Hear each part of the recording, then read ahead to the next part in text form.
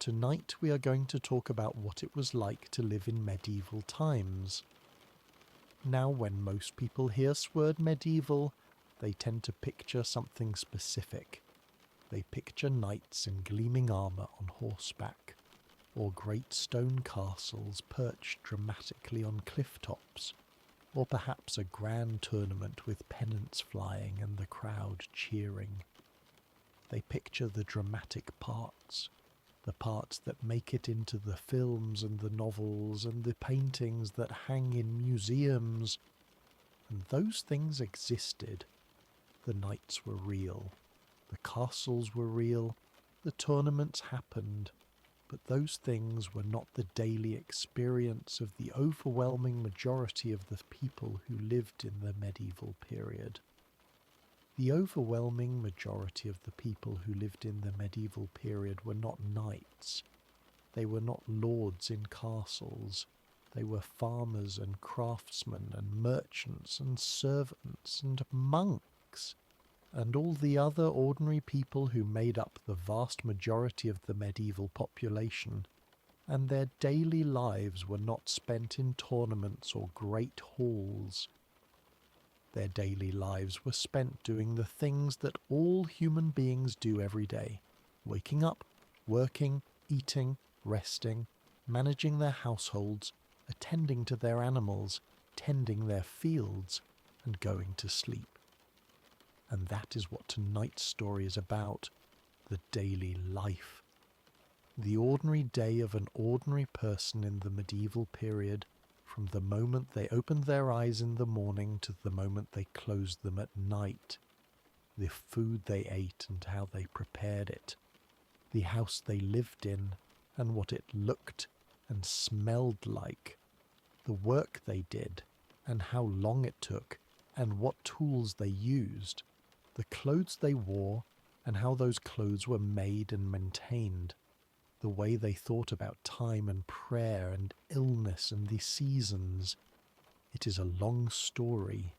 It covers all of this in considerable detail, working through the hours of the medieval day and the aspects of medieval daily life with the patient thoroughness that these topics deserve. Nothing in it is dramatic. Nothing in it will surprise you or unsettle you. There is no crisis in this story, no turning point, no moment of revelation or excitement. There is only the slow accumulation of ordinary detail about how ordinary people lived their ordinary lives in an era that is distant enough to seem strange but close enough to recognize in its fundamentals. The fire in the hearth needed to be tended. The bread needed to be baked. The animals needed to be fed, the fields needed to be worked, the day needed to be gotten through. This is that day. Make yourself comfortable. Let your breathing slow. There is nothing ahead that will keep you awake. Let us begin. Part 1. The house. The house in which a typical medieval person of middling or modest status lived was not a large house. It was not a house of multiple rooms and separate functions, where the kitchen was in one room, and the sitting area in another, and the sleeping quarters in a third, and the storage in a fourth. It was, in most cases, a house of one room or 2 rooms at most, in which all the functions of domestic life occurred in the same space, the sleeping and the cooking and the eating and the sitting, all happening within the same walls under the same roof. The walls of the typical medieval house in England were built from the materials most readily available in the region. In areas where timber was plentiful, they were timber-framed, the structural skeleton of the house being a framework of heavy oak timbers that were cut and shaped by the carpenter and then raised into position and filled in with wattle and daub, which was a mixture of woven sticks covered with the plaster of clay and straw, and sometimes dung that dried into a reasonably hard and weather-resistant surface. In areas where good building stone was available, the walls might be stone, dry laid or mortared depending on the skill and resources of the builder. In areas where neither good timber nor good stone was readily available, the walls might be of earth, rammed or cut into blocks and stacked. The roof of the typical medieval house was thatched, which meant covered with a thick layer of dried reeds or straw that had been applied in overlapping courses from the eaves upward, each course slightly overlapping the one below it to shed rain, and the whole forming a covering that was reasonably waterproof when well maintained, and that provided good insulation against both heat and cold. The thatch needed to be replaced periodically as it aged and weathered, and the maintenance of the thatch roof was one of the recurring tasks of the rural household, the thatcher coming to assess and repair, and eventually to rethatch when the condition of the covering had deteriorated beyond simple repair. The floor of the house was in most cases simply the earth, compacted by the passage of feet over time into a surface that was harder and more stable than loose earth, but that was still earth, absorbing moisture in wet weather and producing dust in dry weather, and presenting the perennial problem of mud in the spring and autumn, when the outside world brought its mud indoors on the feet of everyone who entered. In better-off households, the floor might be covered with rushes, which were gathered from the local waterways and spread over the earth to provide a softer and slightly more hygienic surface.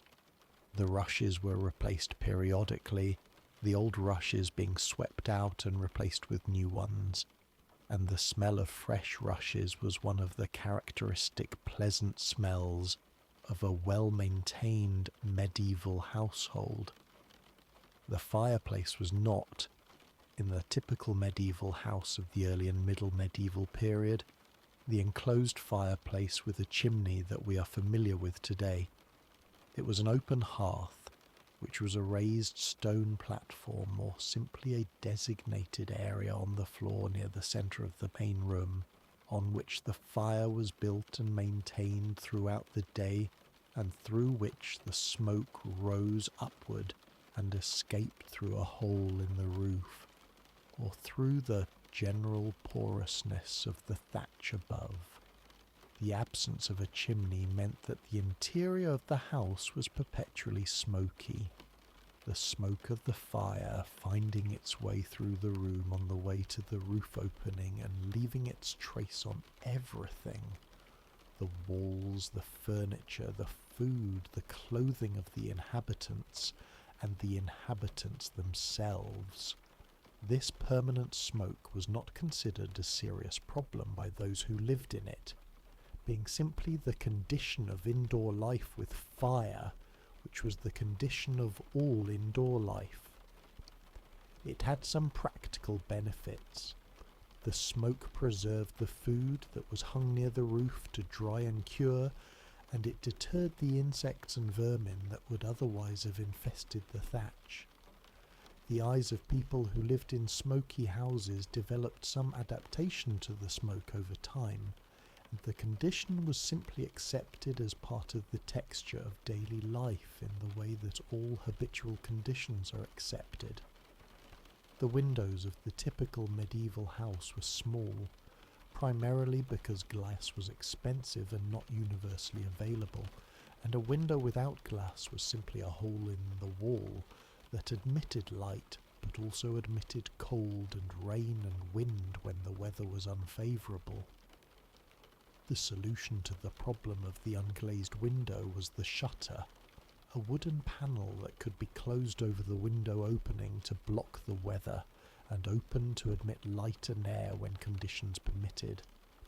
In cold weather, the shutters were kept closed most of the time, and the interior of the house was consequently dim, the light coming primarily from the fire and from whatever tallow candles or rush lights the household maintained. Furniture in the typical medieval house of middling status was minimal by modern standards. The table was a board on trestles which could be disassembled when not in use and stacked against the wall to free up the floor space for other purposes.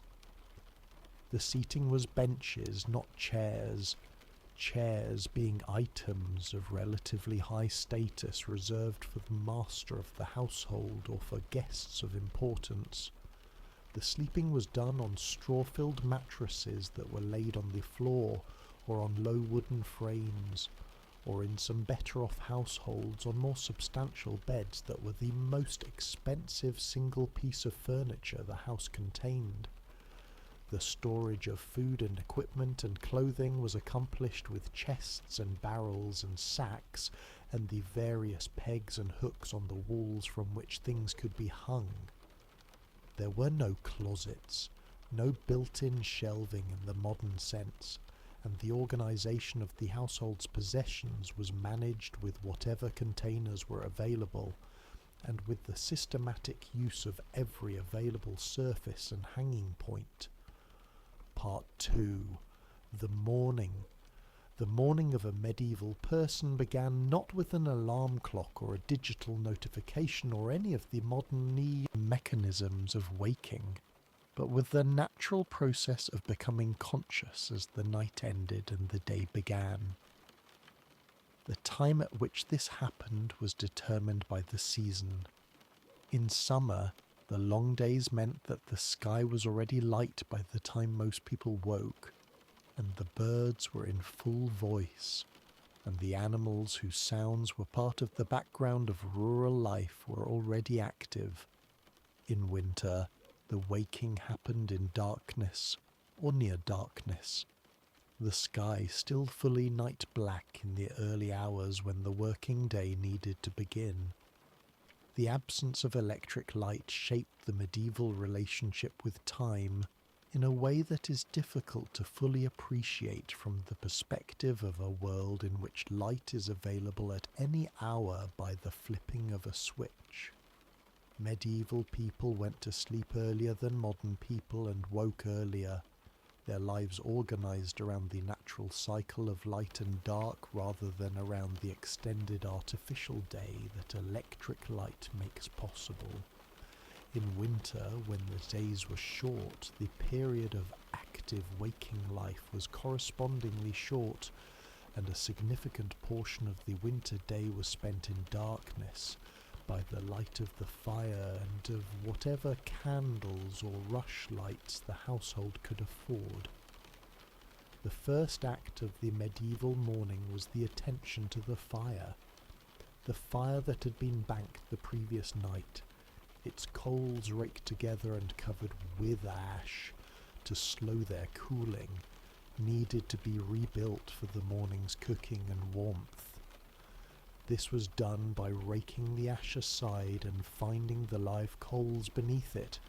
If the banking had been done correctly and the fire had survived the night, and feeding those coals with small pieces of dry wood until the fire was re-established. If the fire had gone out entirely overnight, it needed to be relit, which was done with flint and steel and tinder, a process that required some skill and some patience, and which was one of the reasons that the careful banking of the fire each night was considered an important household task. The water for the morning's cooking and washing was fetched from the well or the stream or the water source that served the household, carried in wooden buckets or clay pots to the house. The carrying of water was a daily task, done every morning before the day's other work began, and it was physical work, the weight of a full bucket of water being several pounds, and the distance from the house to the water source being variable but sometimes significant. In households near a good well, the water carrying was a matter of minutes. In households further from reliable water, it was a significant investment of time and effort that shaped the day's schedule. washing in the morning was not the elaborate process that it is for many modern people. The resources of water and of warmth that washing required were not always abundantly available, and the morning wash was typically a practical rather than a thorough cleansing, the hands and the face, and sometimes the neck and the feet, washed with cold or slightly warmed water. The full bath of the modern era was not a daily event in medieval life.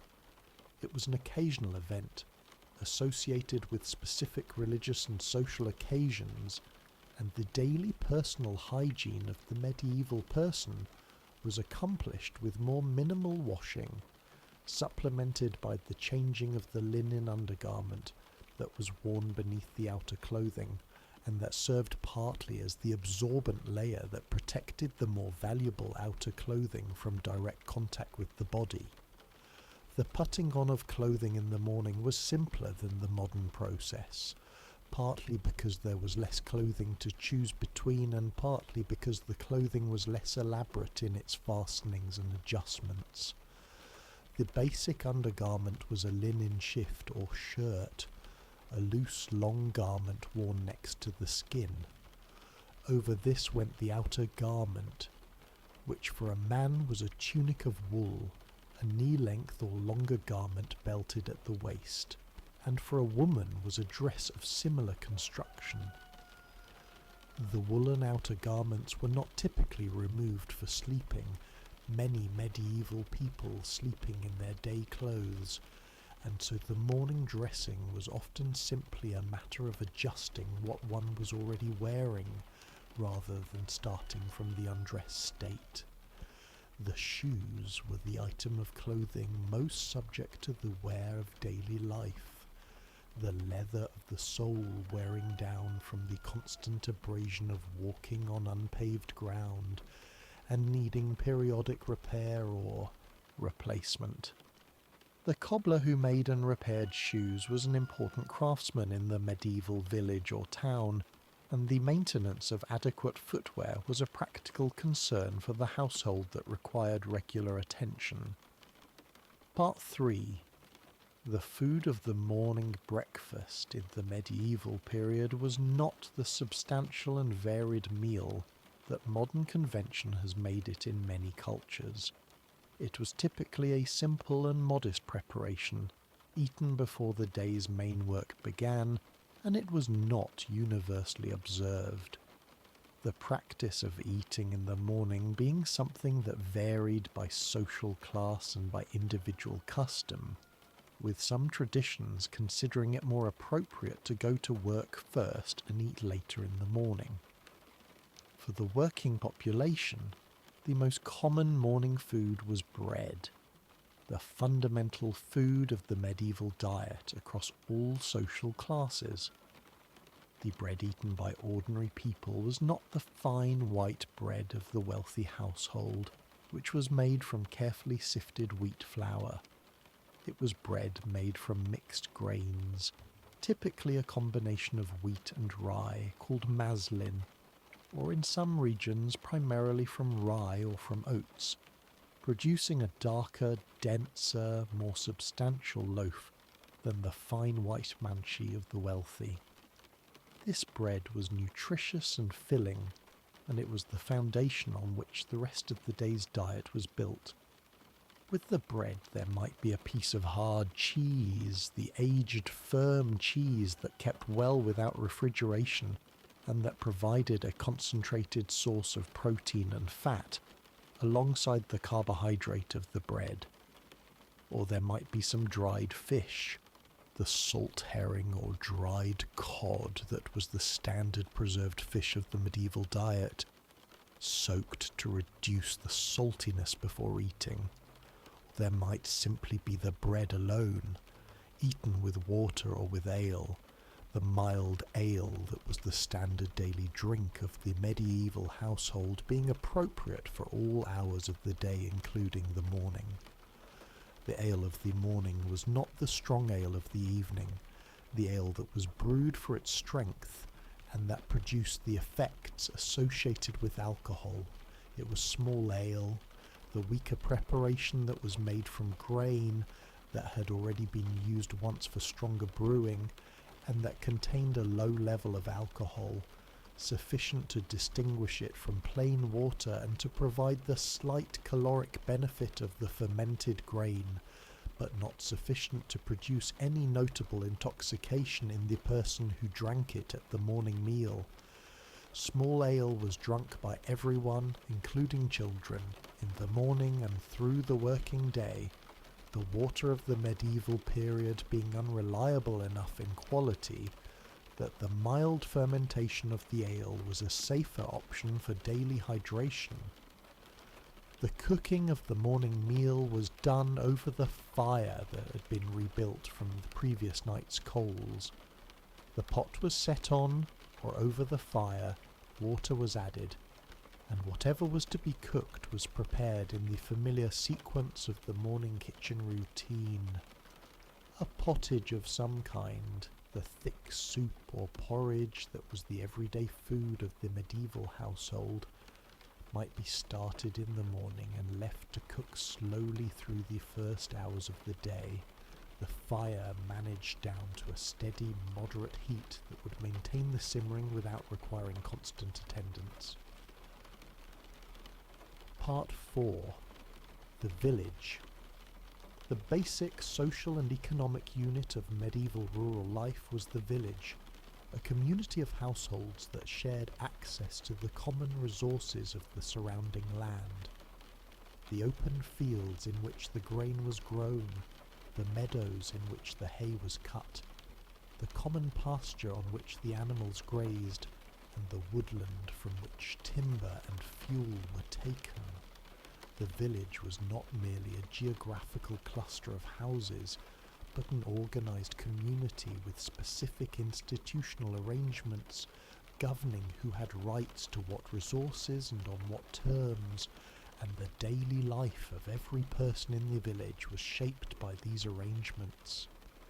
The open field system, which was the dominant form of agricultural organization in much of medieval England and northern Europe, organized the arable land around the village into large fields that were cultivated in common by the households of the village, each household having rights to strips of land distributed through the common fields rather than consolidated in a single holding. A household might have strips in each of the 3 or 4 common fields, scattered through the fields in a pattern that was the result of historical allocations and exchanges, and the work of ploughing and planting and harvesting these strips was done by each household for its own strips, but within the framework of the common field calendar that governed when each activity was performed. The lord of the manor occupied a position of central importance in the village's organisation, and the relationship between the lord and the villagers was the defining institutional relationship of rural medieval life.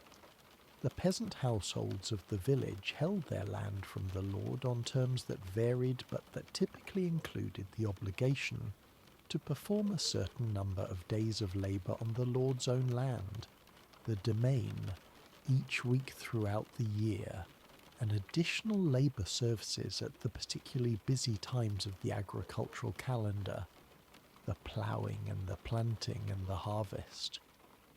These labour obligations were the central burden of the unfree peasant's life, the work that had to be done for the lord before the work for one's own household could be attended to. The village church was the second great institution of the village, after the manor, and it organised the religious life of the community in a way that was inseparable from the organisation of the daily and seasonal calendar. The parish priest served the religious needs of the village, conducting the Mass and the other sacramental offices that marked the significant events of life: baptism, marriage, last rites, burial.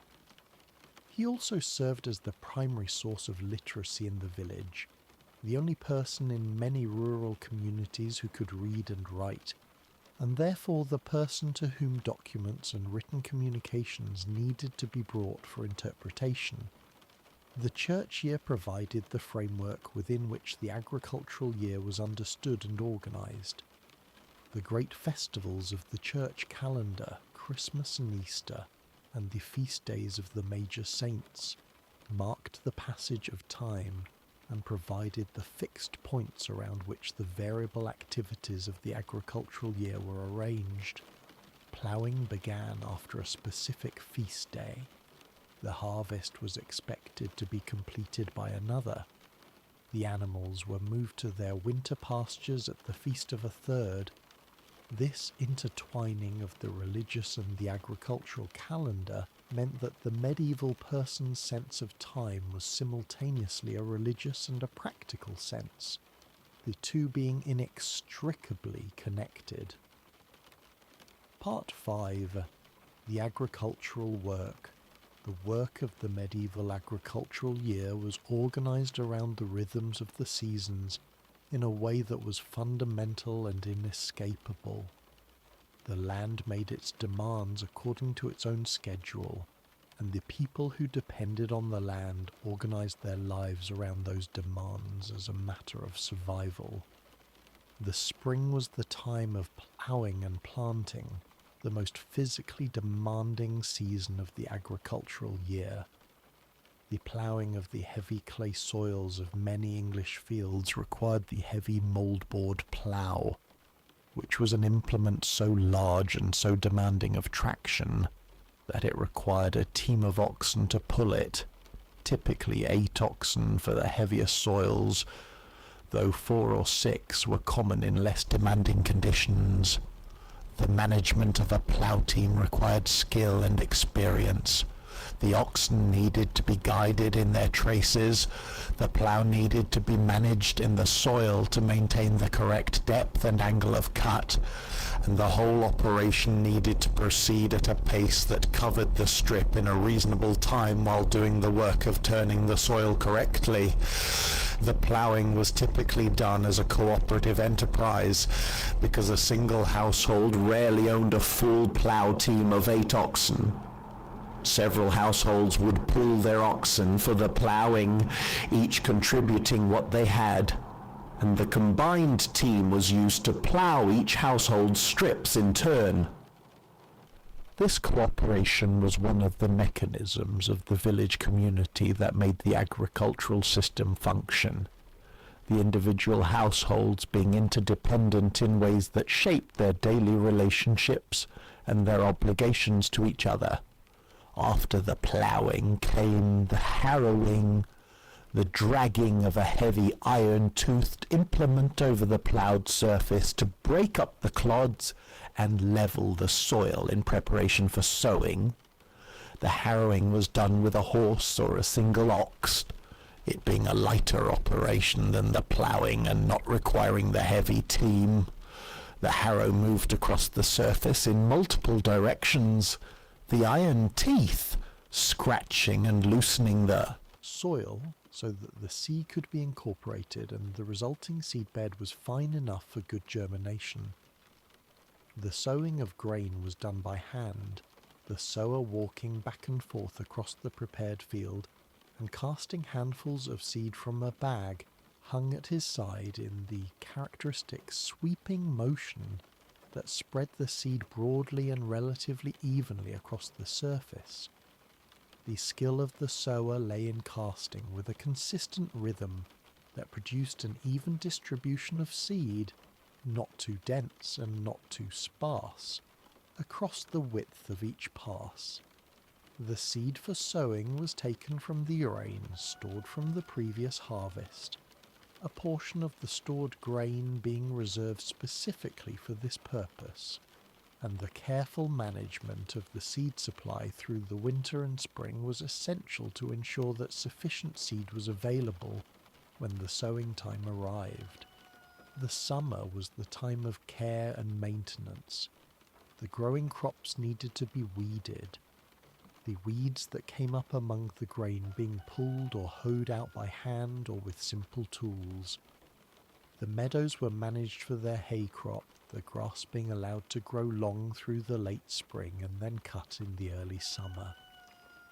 The haymaking, the cutting and drying and storing of the hay that would feed the animals through the winter was one of the most weather-dependent tasks of the year, requiring a period of dry weather after the cutting for the grass to dry sufficiently before being stored, and the anxiety of the haymaker watching the sky for signs of rain on the cut grass was a recognisable feature of the summer season.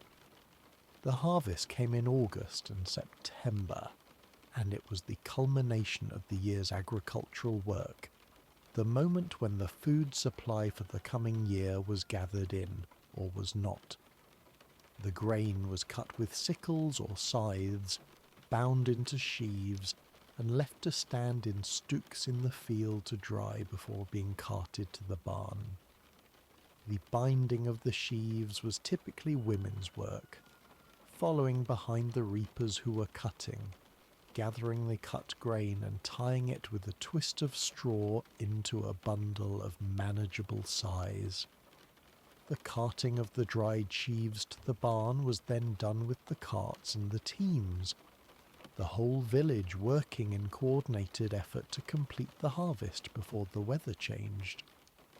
The threshing of the harvested grain, the beating of the dried sheaves to separate the grain from the straw, was done in the barn through the autumn and winter months, when the outdoor work was less demanding.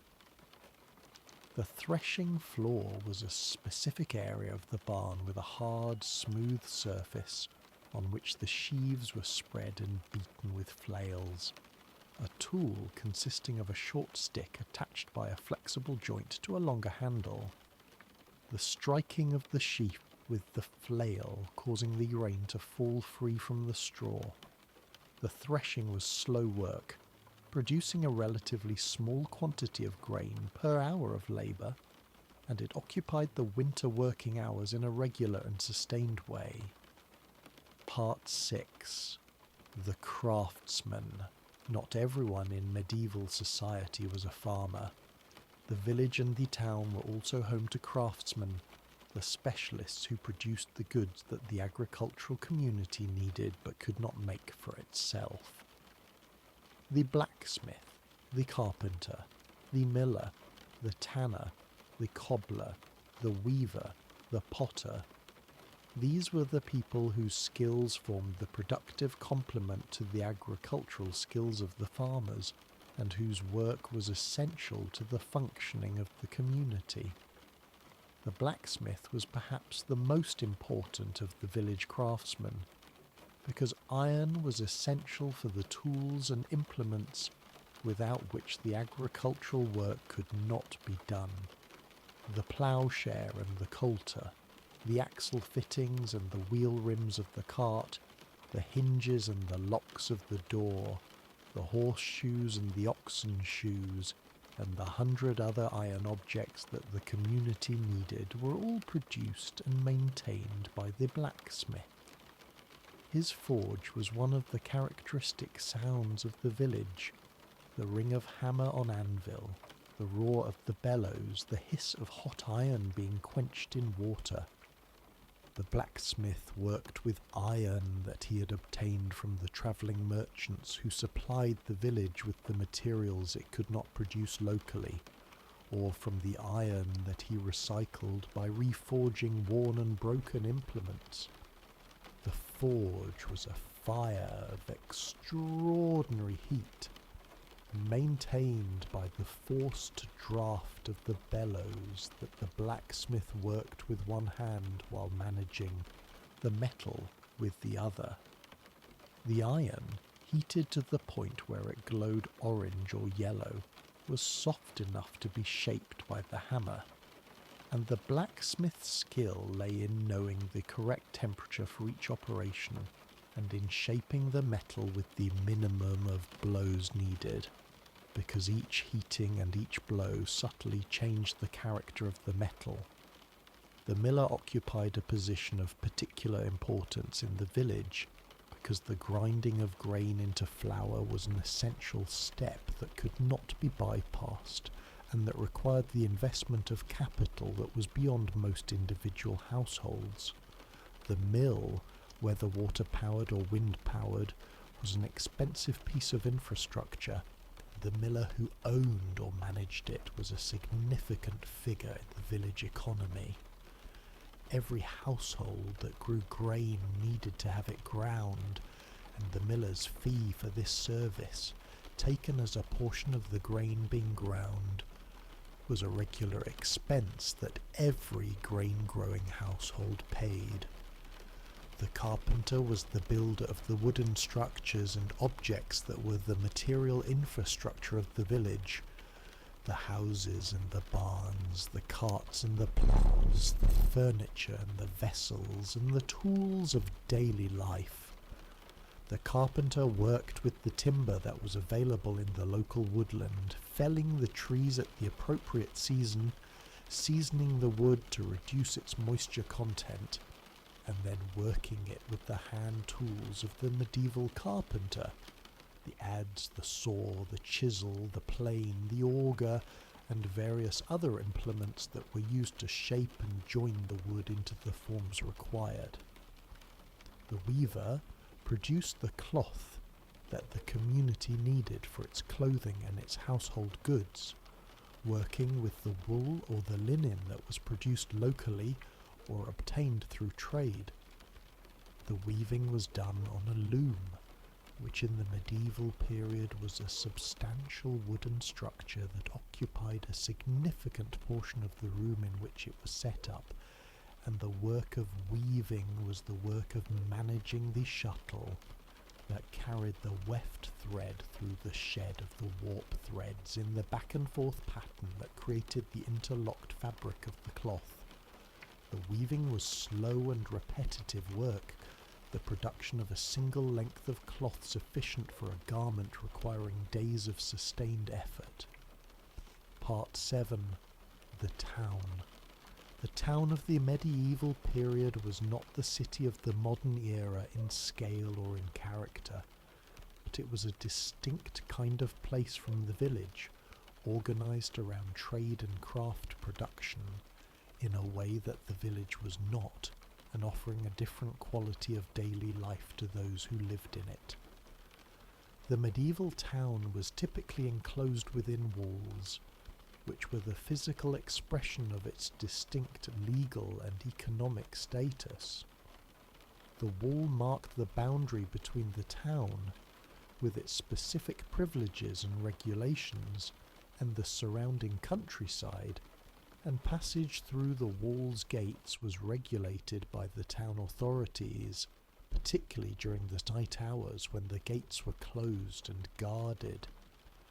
Inside the walls, the town was organized around the market, the open square or broad street where the weekly or daily market was held, and where the commercial life of the town was concentrated. The streets of the medieval town were not the paved, wide, well-maintained streets of the modern city. They were typically narrow, unpaved tracks between the closely spaced buildings, and they were shared by everyone and everything that needed to use them. The pedestrians and the horses and the carts and the pigs and the chickens and the various waste products of the dense human and animal habitation that surrounded them.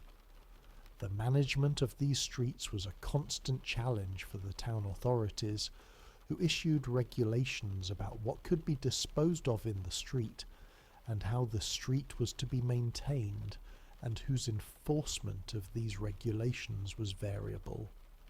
The houses of the town were built closely together, sharing walls and fronting directly onto the street, the space within the walls being too valuable to permit the surrounding of each house, with the kind of yard and garden space that the rural household typically had.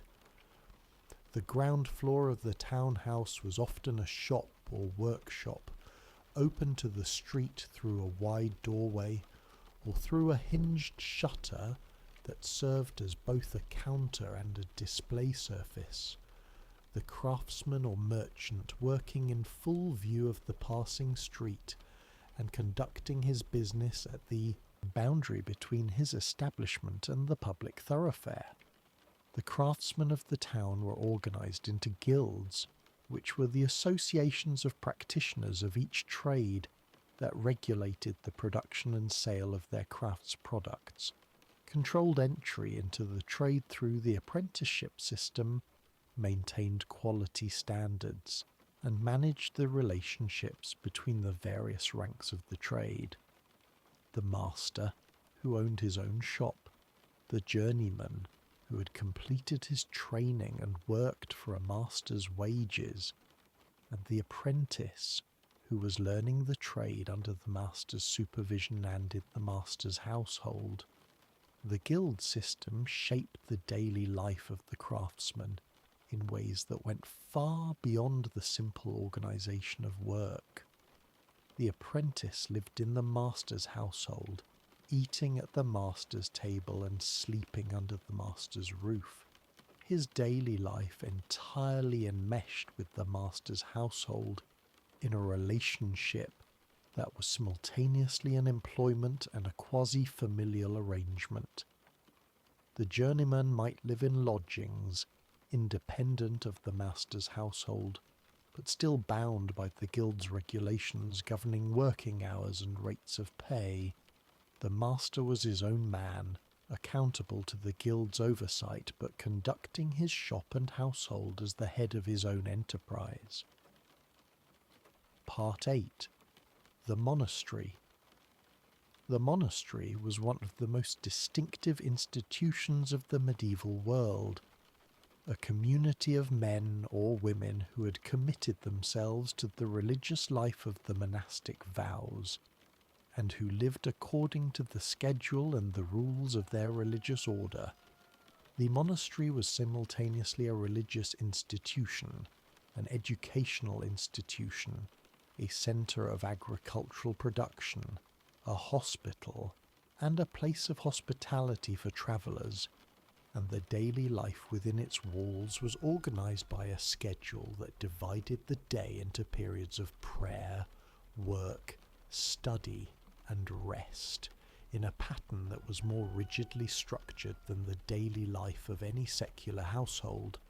The rule of St. Benedict, which governed the practice of Benedictine monasteries and which influenced the rules of many other orders, specified the daily schedule of the monastic community in considerable detail. The day was divided into 8 canonical hours, the specific times at which the community assembled in the church for the divine office, the collective prayer that was the central purpose of the monastic day. These hours were matins, which was held in the middle of the night, lauds, which followed matins at dawn, prime at the first hour of the day, terce at the 3rd hour, sext at midday, none at the 9th hour of the afternoon, vespers in the early evening, and compline at the end of the day before sleep. The ringing of the bell was the mechanism by which the monastic community was called to each of these hours, and the bell was the controlling instrument of the monastic day in a way that nothing else was. Whatever work or study or rest was currently occupying a monk was interrupted by the bell, and the monk went to the church for the divine office, and when the office was finished he returned to whatever he had been doing before. This interruption of all other activities by the bell occurred 8 times in every 24 hours, giving the monastic day a rhythm of punctuation that had no equivalent in secular life. The work that occupied the hours between the offices varied by the season, the needs of the monastery, and the particular skills and responsibilities of each monk. Some monks worked in the scriptorium, the room devoted to the copying and production of manuscripts, which was one of the most important contributions of the monastery to the cultural life of the medieval world. the preservation and transmission of knowledge being a function that the monastery performed with a consistency and a scale that no other institution of the period matched. The work of the copyist was sedentary and quiet, the monk sitting at his desk with the parchment before him and the pen in his hand, reproducing the text of the manuscript with the careful, regular letter forms that the training of the scriptorium had produced. Other monks worked in the garden, the infirmary, the kitchen, the brewery, the stable, or the many other functional areas of the monastery's self-sufficient economy. The monastery aimed at a degree of economic self-sufficiency that meant it produced within its walls most of what it needed for its daily life. The bread from the bakery, the ale from the brewery, the vegetables from the garden, the fish from the fish ponds, the medicine from the infirmary garden.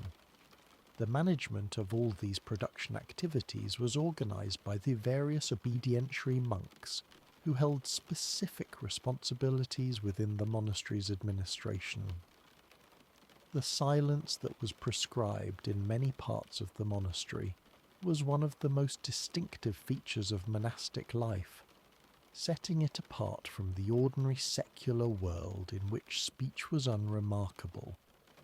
In the refectory where the monks ate their meals, silence was maintained and replaced by the reading of a religious text by a monk who read aloud from a lectern while the others ate and listened.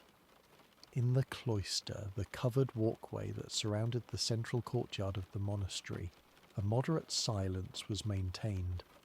In the church, silence was absolute except during the divine office itself.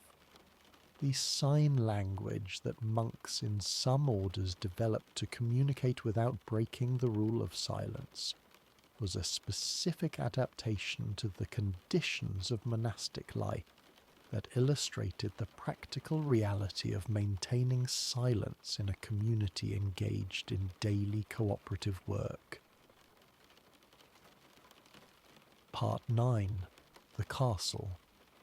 The castle was the residence and the administrative and military centre of the lord who owned and governed the surrounding territory, and the daily life within it was organised around the needs of a large household that was simultaneously a military establishment, a court, a farm, and the seat of local government. The great hall was the central space of the castle, the room in which the lord and his household ate together, conducted the business of the estate, received visitors, and gathered in the evenings. It was a large room, its scale appropriate to the number of people it needed to accommodate and to the function it served as the symbolic centre of the lord's authority. The hall was heated by a large fireplace or, in earlier castles, by a central hearth, and it was furnished with the long tables on trestles that were set up for meals and disassembled afterward, and with the benches that served as seating for most of the hall's occupants. The meals in the great hall were organised according to a strict social hierarchy that was expressed in the physical arrangement of the room. The lord and his family and honoured guests sat at the eye table, which was elevated on a dais at one end of the hall, and which was served first and with the best of everything. Below the dais, the rest of the household sat at the long tables that ran the length of the hall, each person in a position that reflected his or her rank in the household's social order, and each receiving food and drink that corresponded to that rank. The kitchen that served the great hall was a substantial operation, staffed by a hierarchy of cooks and kitchen workers who produced the multiple dishes of each meal. The head cook was a figure of considerable authority and skill, managing the production of food for a large household with the resources of the castle's own farms and stores, and the purchased provisions that supplemented them. The kitchen fires burned from early morning until late evening, the preparation of the main meals being a labour of many hours that began long before the meal was served. The castle's self-sufficient economy included not only the kitchen, but the bakery, the brewery, the dairy, the stables, the smithy, and the various other productive facilities that a large household of the medieval period needed to maintain itself. The management of these facilities was in the hands of the specialists who ran each one: the baker, the brewer, the dairymaid, the marshal of the stables, and so on. The overall administration of the castle household was the responsibility of the steward, who was the lord's primary administrative officer, and who managed the day-to-day operations of the estate. The garrison of the castle was the military component of its population. The knights and men-at-arms who were responsible for the castle's defence, and who provided the military service that was the primary obligation of the lord to his king. The training of the garrison was a regular feature of the castle's daily life, the knights and soldiers practicing the skills of combat in the castle's yard and maintaining the equipment that their military function required. The care of the horses, which were essential for the mounted combat that was the central military technology of the period, was a daily task of significant labour. Part 10. The women's work. The work of women in medieval society was as essential to the functioning of the household and the community as the work of men, and it occupied every hour of the working day with a range of tasks that were as varied and as demanding as any of the work performed by men. The gendered division of labour in the medieval household was not a division between those who worked and those who did not, but between different kinds of work, and the work assigned to women was the work without which the household could not function. The spinning of wool and linen into thread was one of the most time-consuming of the women's tasks, the raw fibre needing to be spun into the thread that was then woven into cloth, and the quantity of thread required for a household's annual cloth production being enormous. The spinning was done with the distaff and spindle, a hand-spinning technique that had been in use since antiquity, and that remained the standard method of thread production until the spinning wheel became widespread. The distaff held the prepared fibre, and the spindle twisted it into thread as it was drafted out, the spinster working with a continuous motion of the hands that allowed her to spin while walking or while attending to other tasks, the spinning being one of the few household tasks that could be combined with other activities. The weaving of the spun thread into cloth was done on the loom, which occupied a significant portion of the household space when set up and required dedicated attention, the weaver unable to do other things while working the loom. The production of cloth for the household's needs was a major investment of time throughout the year, and a woman who managed a household efficiently was typically one who ensured that the spinning and weaving were maintained at a pace sufficient to meet the household's clothing and linen needs. The cooking was women's work in the household, and it occupied a substantial portion of each day. The preparation of the pottage, which was the everyday dish of the medieval household, required not only the actual cooking, but the preparation of the ingredients, the chopping of the vegetables, the soaking of the dried legumes, the preparation of the grain, or the meat that went into the pot. The bread baking, which was typically done once or twice a week in the household oven or at the communal oven of the village, required the mixing and kneading of the dough, the management of the oven heat, and the baking itself, a process that occupied most of a morning. The care of the dairy animals and the processing of their milk into butter and cheese were also primarily women's work. The milking of the cows and the churning of the butter and the making of the cheese being tasks associated with the female economy of the household. The dairy skills that these tasks required were passed from mother to daughter as part of the household education that prepared girls for the management of their own households, and a woman who was known to be skilled in the dairy was considered well equipped for the practical demands of household life. Part 11. The Children. The childhood of a medieval child was not the extended period of protected development that modern Western childhood has become. The medieval child was a contributing member of the household from an early age, the work that children could do being valued and expected rather than exceptional, and the transition from childhood to adult responsibility happened earlier and more abruptly than in modern life. The very young child, below the age of 5 or 6, was primarily under the care of the mother, learning the language and the customs of the household through the observation and imitation that are the universal mechanisms of early childhood learning. The play of the young medieval child was not fundamentally different from the play of children in any period. The running and climbing and exploration that are the natural activities of children with unstructured time, the social play with other children of similar age, the imaginative play with whatever objects came to hand as toys and props.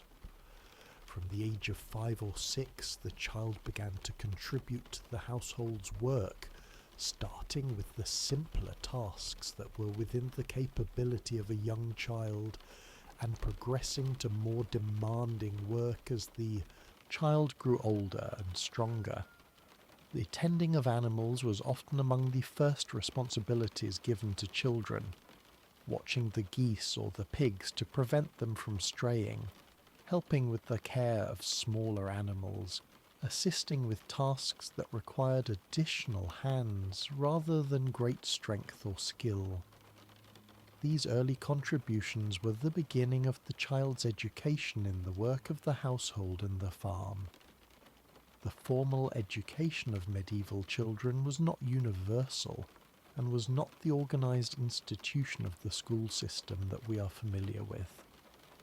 In the towns, grammar schools attached to cathedral chapters or to wealthy religious foundations provided a Latin education for the boys who attended them, primarily the boys who were destined for the church or for the administrative roles that required literacy.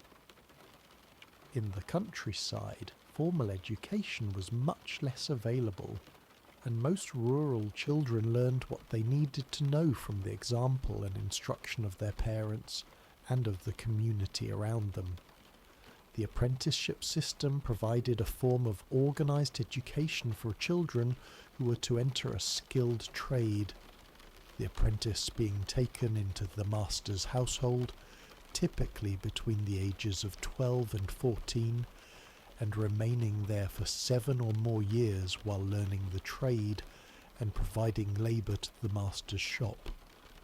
The apprentice's education was entirely practical, the transmission of the trade's knowledge and skill happening through observation, imitation, and supervised practice, rather than through any formal instruction in the modern sense.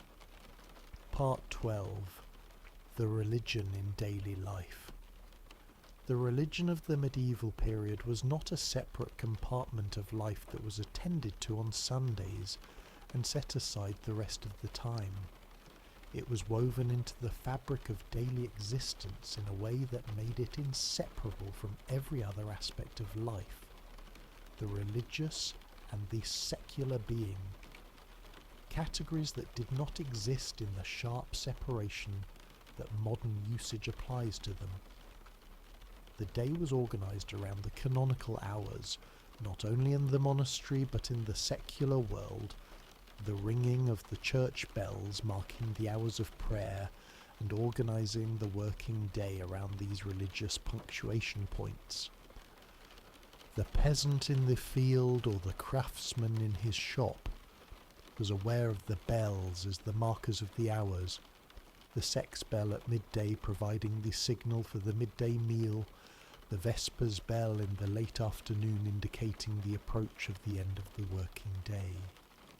Prayer was a regular feature of daily life in the household, not just at the church on Sundays, but in the private devotions that the devout medieval Christian maintained at home. The saying of specific prayers at specific times of day was a practice taught to children as part of their religious education and maintained throughout life, and the set prayers of the Pater Noster, the Ave Maria and the Credo were known and recited by most medieval people as part of the routine of the day. The saints were important figures in the daily religious life of the medieval person. The specific patron saints of crafts and activities and places and ailments, providing focal points for the prayers and the religious attention that were offered in specific contexts. A craftsman might pray to the patron saint of his trade before beginning the day's work. A traveller would invoke the protection of the saints associated with travel.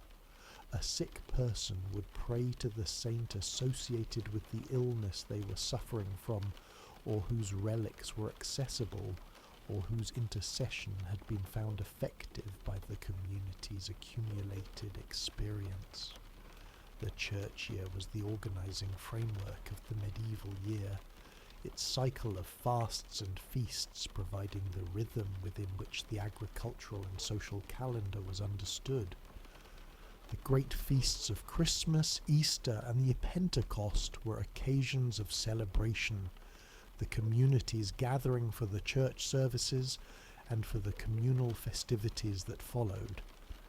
The fast days, of which there were many in the church calendar, regulated what was eaten and when, the abstinence from meat on Fridays and throughout the Lenten season being a practice that affected the food preparation and the food supply of every household throughout the year.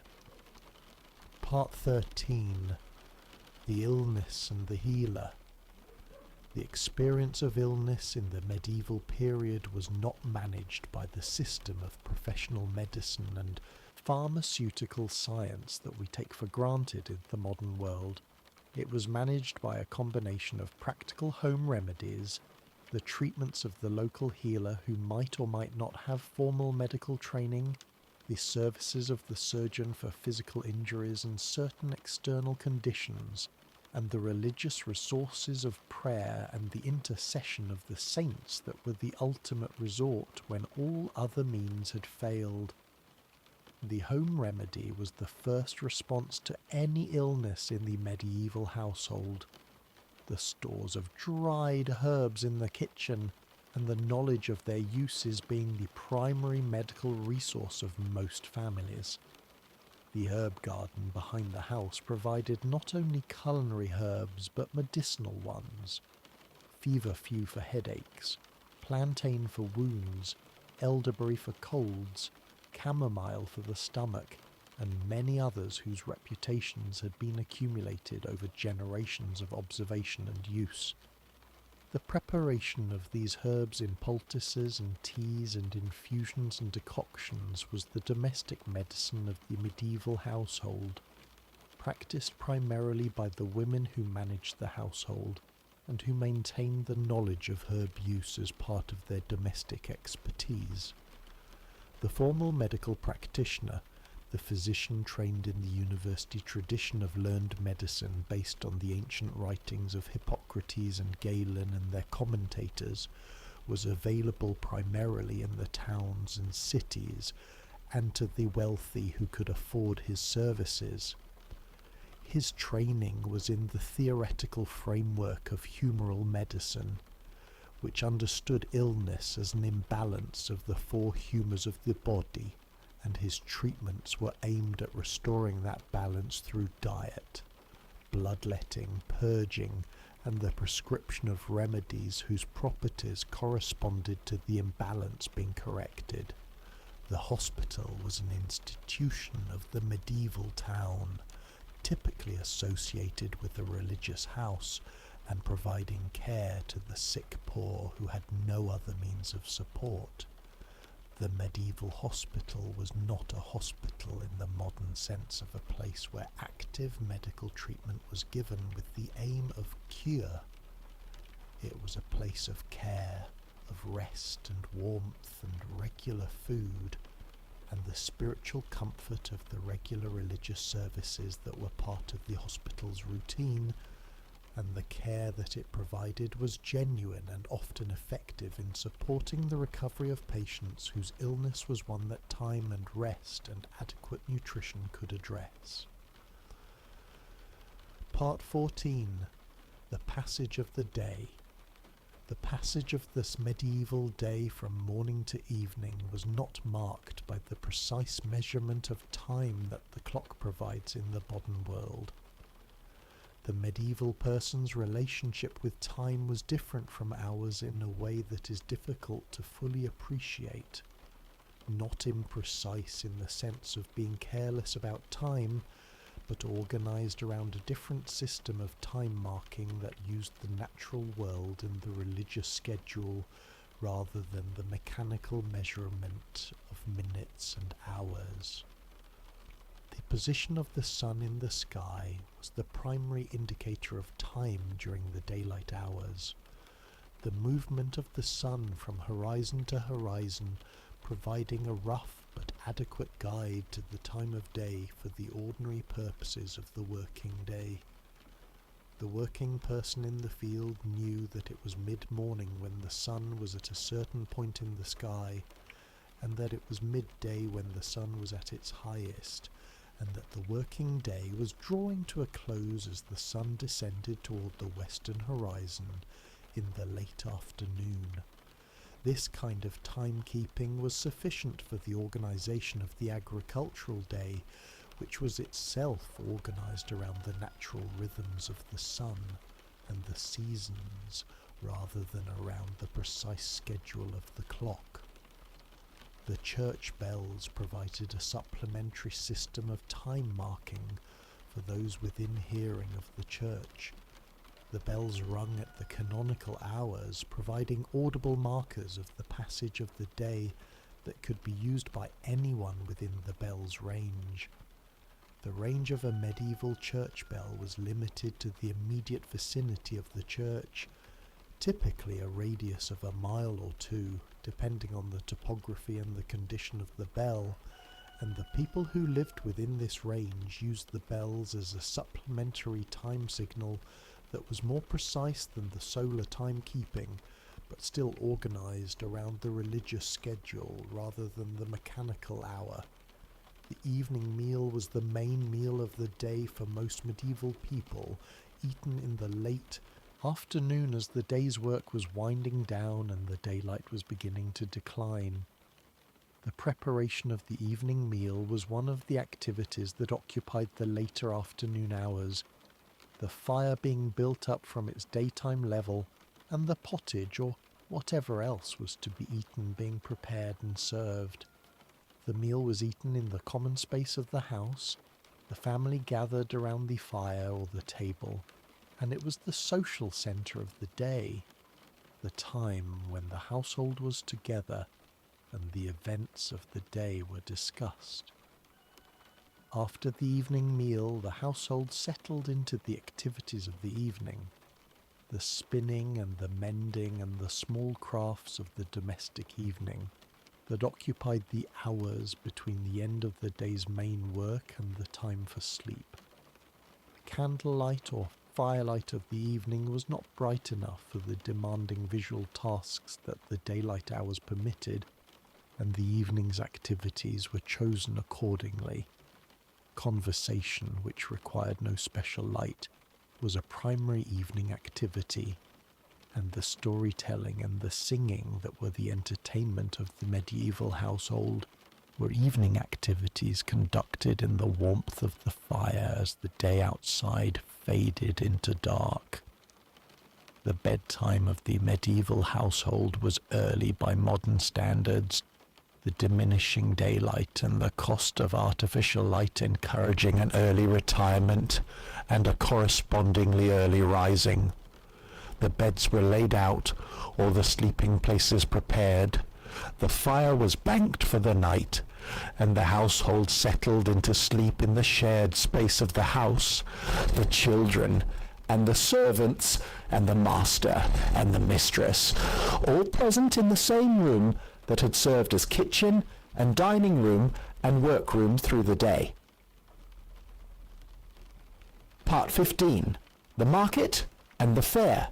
The market was the primary institution of commercial exchange in the medieval world, the place where the surplus production of the farms and the workshops was bought and sold, and where the goods that each household needed but could not produce itself were obtained.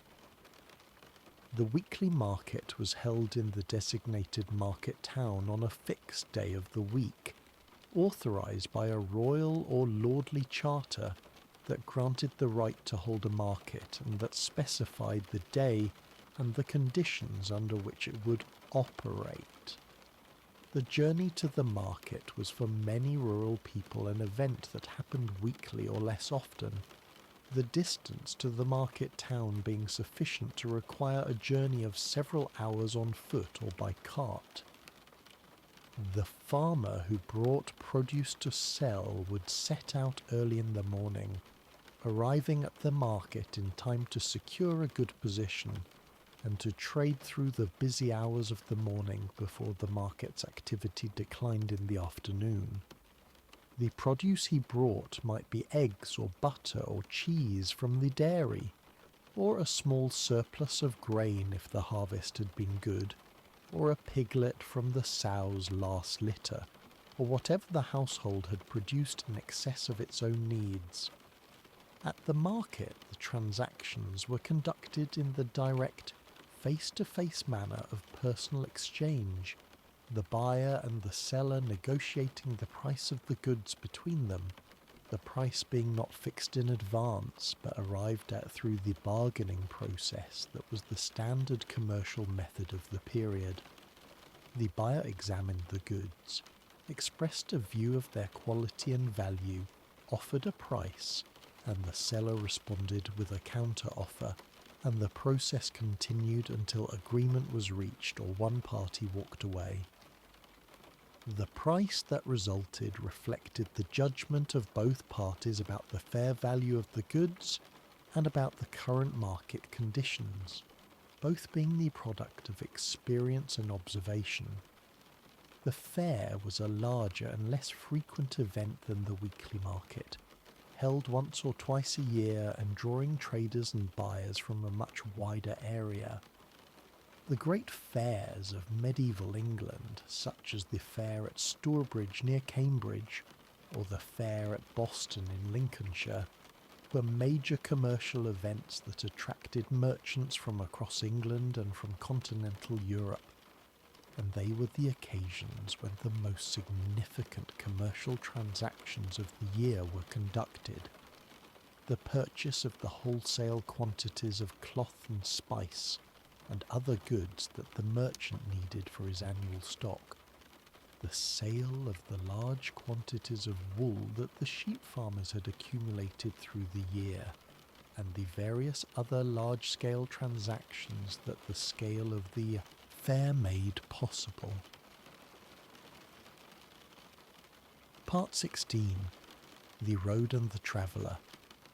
The roads of medieval England were the physical infrastructure on which the movement of people and goods depended, and they were not the engineered roads of the Roman period that had preceded them, or of the modern era that followed.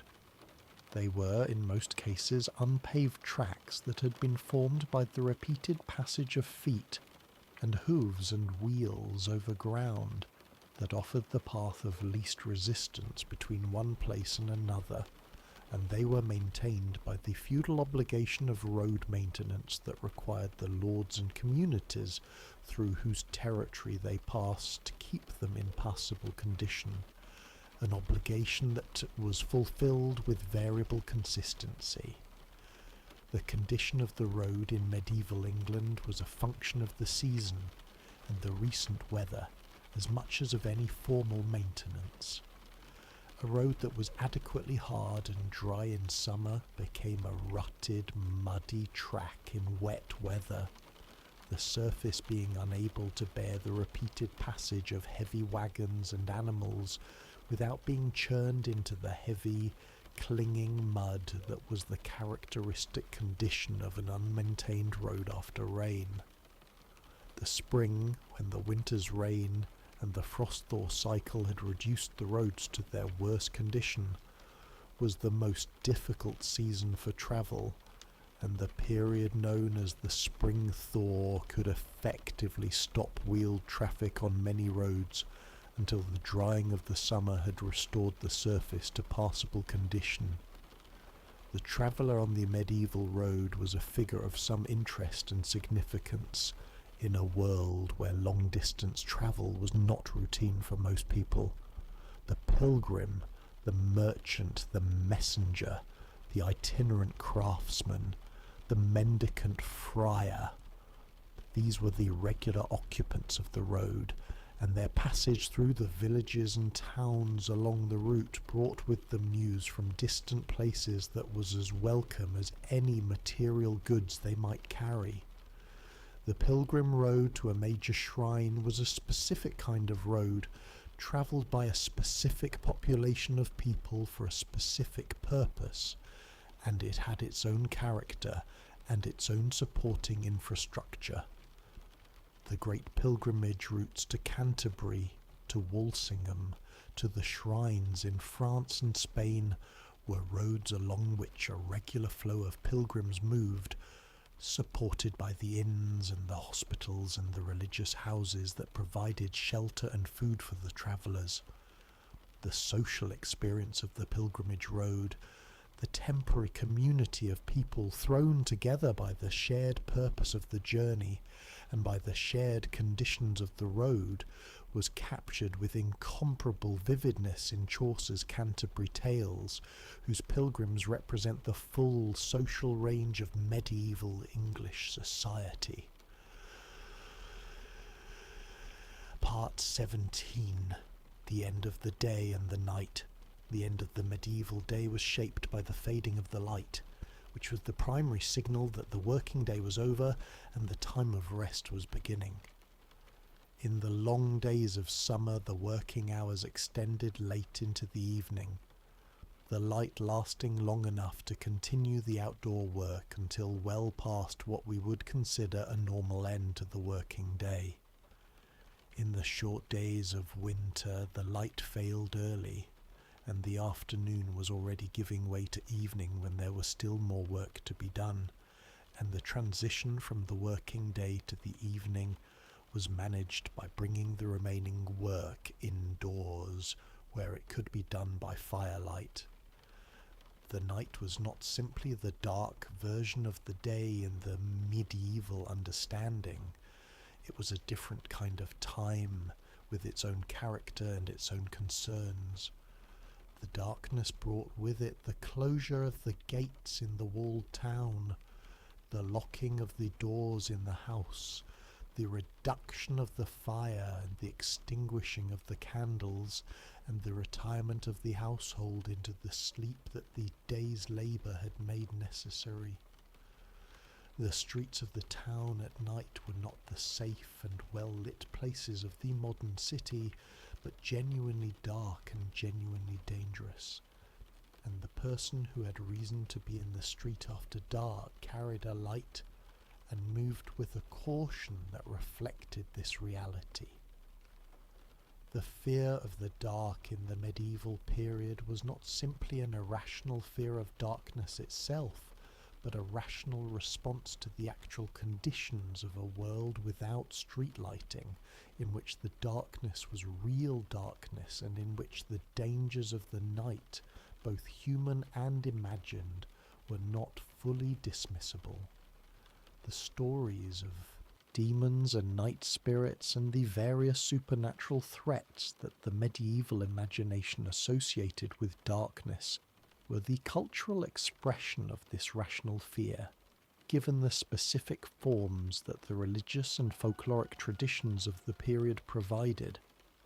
But mostly the night was simply sleep, the deep and genuine sleep of people who had worked hard with their bodies through the long day and who had no artificial light to extend their wakefulness into the hours when the body wanted to rest.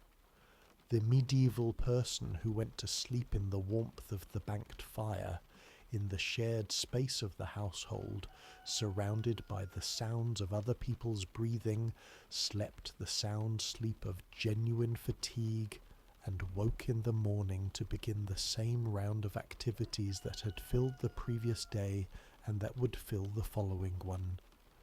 This was what it was like to live in medieval times. Not the tournaments and the knights, not the great events that the histories record, but this, the fire in the morning, the bread baked in the oven, the animals tended, the fields worked, the cloth spun, the pot on the hearth, the family gathered at the end of the day, the bells marking the hours from before sunrise to after sunset, the gradual settling of the fire at the end of the evening, and the sleep that came when the fire was down and the day was done, day after day, season after season, for the length of a life, which was shorter in the medieval period than it has become since, but which was, for those who lived it, as fully and completely a life as any other, spent in the same daily effort of managing existence that all human lives are spent in every period and every place. The fire was banked, the house was quiet, the night was dark, and the morning would come again, as it always did. Good night. End. A boring history for sleep. What it was like to live in medieval times. The fire was rebuilt from last night's coals before any other work began. The water was fetched from the well in wooden buckets. The bread was baked in the oven that served the household, dense and dark and made from the maslin flour of mixed wheat and rye. The pottage was started in the morning and left to simmer while the day's work was done. The animals were tended, the oxen brought to the field, and the plough set in the earth, and the strips of the common field turned over one furrow at a time. The bells of the church marked the hours from the first of the morning to the last of the evening, and the day was organised around those bells as it had always been organised, as it would always be organised in the village and the town and the monastery and the castle. The evening meal was eaten at the table as the light failed outside, and the fire was the light of the evening and the warmth of the house, and the spinning wheel turned in the corner, and the mending was done on the bench, and the children were put to bed, and the fire was banked, and the house was quiet, and the night came down over the village as it had always come down, dark and cold and complete, and the morning would come with the bells and the fire and the bread and the pottage and the work as it always came in the medieval world, in the long, ordinary lives of the ordinary people who made it what it was. Good night. Part 18. The seasons in detail. The 4 seasons of the medieval year were not merely a feature of the weather. They were the organising framework of existence itself, each one bringing its specific demands and its specific character, and the life of the medieval person was shaped by the seasons in a way that is difficult to fully appreciate from the perspective of a world in which central heating and electric light and global supply chains have substantially reduced the difference between what life feels like in January and what it feels like in July. Spring was the season of beginning, of the resumption of active outdoor work after the relative withdrawal of the winter months. The lengthening of the days was noticed and remarked upon, the extra minutes of light at each end of the day being a tangible and valued addition to the working hours available. The warming of the soil, which could be felt by pressing a hand into the earth of the garden or the field, was the signal that the planting season was approaching, and the preparation of the soil began as soon as conditions permitted.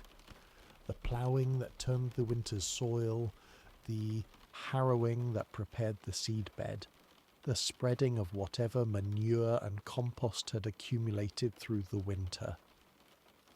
The spring was also the season of the greatest food shortage in a typical medieval year.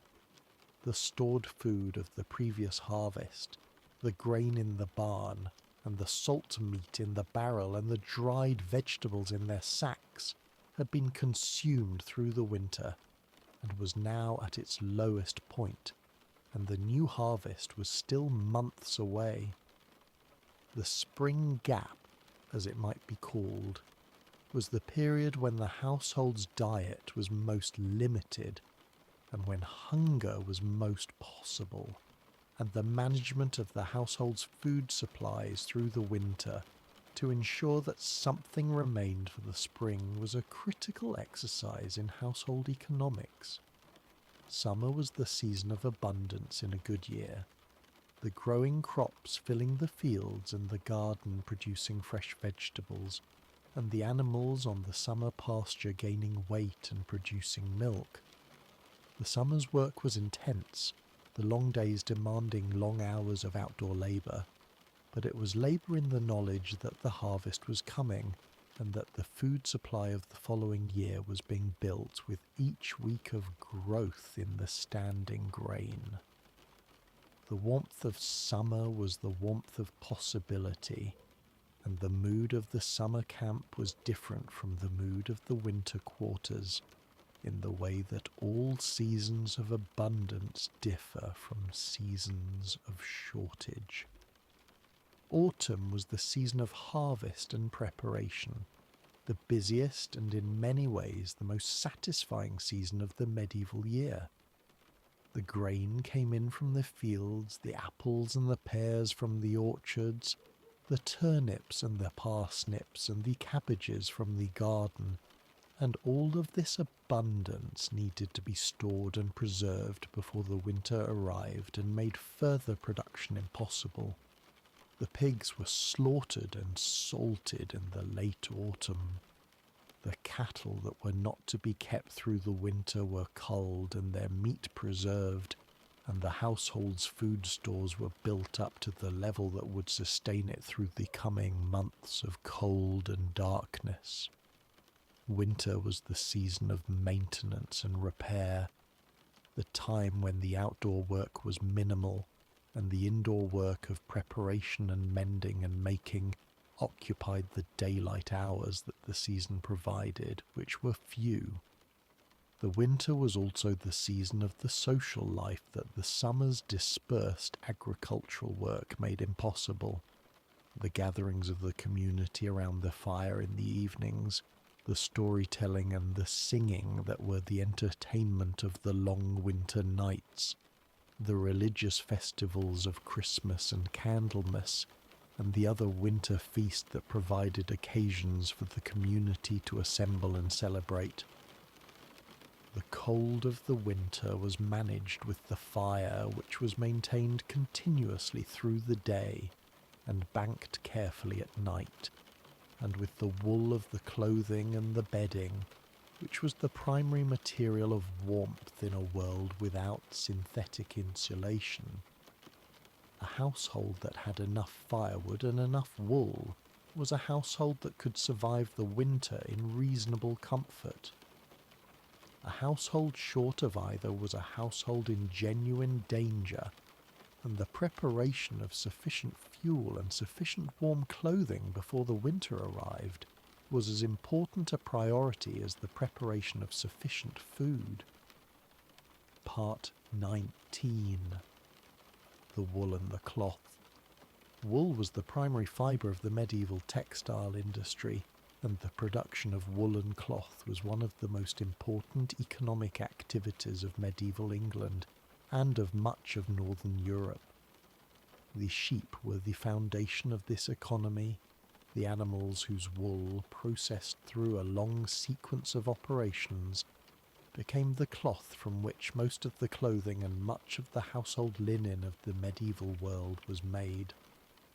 The sheep's annual wool clip was taken in the late spring, the shearing being done after the weather had warmed sufficiently that the newly shorn animal would not suffer from the sudden loss of its covering. The shearing was done with large iron shears, a two-bladed cutting implement operated by squeezing the handles together, and a skilled shearer could remove the entire fleece in a single piece, the shears passing close to the skin without cutting it. The removed fleece was rolled and tied and stored for the spinning and weaving that would convert it into cloth. The preparation of the raw wool for spinning required several steps. First, the wool was sorted, the different grades of fibre being separated, the fine soft wool from the body of the fleece being distinguished from the coarser fibre of the legs and the face. Then it was washed, the lanolin and the dirt and the vegetable matter that were embedded in the raw fleece being removed by washing in warm water with a scouring agent. Then it was dried, and then it was combed or carded, depending on the type of yarn being produced, the combing or carding aligning the fibres so that they could be drawn out smoothly in the spinning. The spinning was the conversion of the prepared fibre into yarn, and it was work that occupied women throughout the day and into the evening, the distaff and spindle being portable enough to be carried and worked while walking or while attending to other tasks. The spinning of sufficient yarn for a household's cloth needs was a continuous occupation that was never fully complete, there always being more yarn needed than had been produced, and the spindle of the medieval woman was as much a symbol of her domestic identity as any other feature of her daily work. The weaving was done on the loom, which in the medieval period might be either the vertical warp-weighted loom of the older tradition or the horizontal treadle loom that became increasingly common during the high medieval period. The treadle loom was more efficient than the warp-weighted loom, allowing the weaver to operate the shed with her feet while her hands threw the shuttle and beat the weft, and the cloth it produced could be made faster and more evenly than on the older type. The transition from the older loom to the newer was part of the gradual evolution of domestic technology that characterized the medieval period, new methods being adopted where they proved more efficient, and the older methods persisting where the new ones were not yet available or accessible.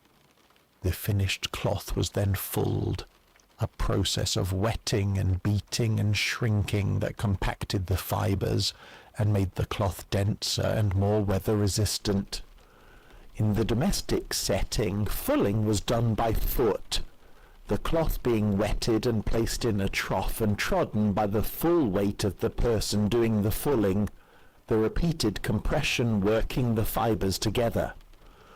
In the industrial setting of the later medieval period, the fulling mill, which used water power to drive wooden hammers that beat the cloth, did this work more efficiently and at a larger scale than was possible with foot fulling. The dyed cloth was coloured with the natural dyes available in the medieval world, the primary sources being plants that produce specific colours, woad for blue, weld for yellow, madder for red. The dyeing was done either before the fibre was spun or after the cloth was woven. the method chosen depending on the type of dye being used and the desired effect, the mordanting of the fibre before dyeing, the treatment with alum or iron or other mordant chemicals that fixed the dye to the fibre and prevented it from washing out, was an essential step in the dyeing process that required knowledge and care. Part 20. The animals of the household. The animals that lived in and around the medieval household were not the pets of the modern household, but the working members of the agricultural economy, each one contributing to the household's food and fibre and labour production in specific and essential ways. The relationship between the medieval household and its animals was practical and daily, the care of the animals being a primary obligation of the household's working day, and the condition of the animals being a direct indicator of the household's prosperity. The cattle were the most valuable animals in the typical medieval household's possession, the oxen providing the draft power for the plough and the cart, and the cows providing milk and butter and cheese through the milking season. The care of the cattle required daily attention. The morning and evening milking of the cows, the feeding and watering of all the animals, the cleaning of the stall or byre where they were housed in winter, and the observation of their health that allowed early detection of illness or injury. A sick ox that could not work was a serious problem for a household that depended on its draft power for the ploughing and the hauling that the agricultural year required. The horse was used for draft and for riding in the better-off households, the horse being faster and more agile than the ox, but also more expensive to feed and maintain. Its requirement for grain rather than the grass and hay that the ox could subsist on, making it a more costly working animal. The cart horse that pulled the Lord's wagon and the riding horse that carried the Lord's messenger were expressions of the economic capacity to maintain animals that required better and more costly feeding than the ox.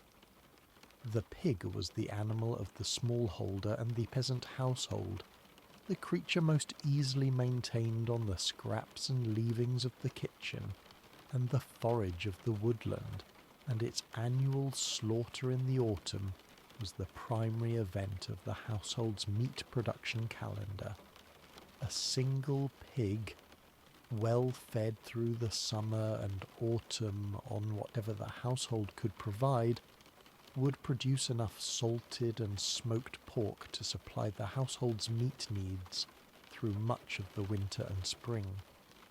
The sheep, beyond their wool, provided milk in some traditions, and in all traditions provided meat when they were old enough to be culled, the mutton of an old sheep being the standard sheep meat of the medieval table, rather than the lamb that modern taste prefers.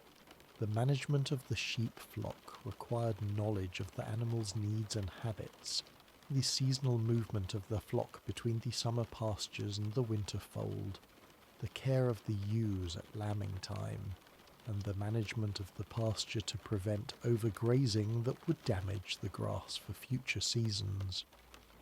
The chickens and the geese and the ducks that ranged around the yard of the medieval house provided eggs through the laying season and occasional meat, their contribution to the household's diet being less dramatic than that of the larger animals but no less real. The eggs of the medieval hen were a primary source of protein in the household diet throughout the spring and summer, when the hens were laying freely, and the preservation of eggs by various methods for use in winter when laying declined was a practiced household skill. Part 21. The sounds and smells. The medieval world had its own specific sensory character, different from the sensory character of the modern world in ways that are difficult to fully reconstruct, but that can be approximately described from the evidence available.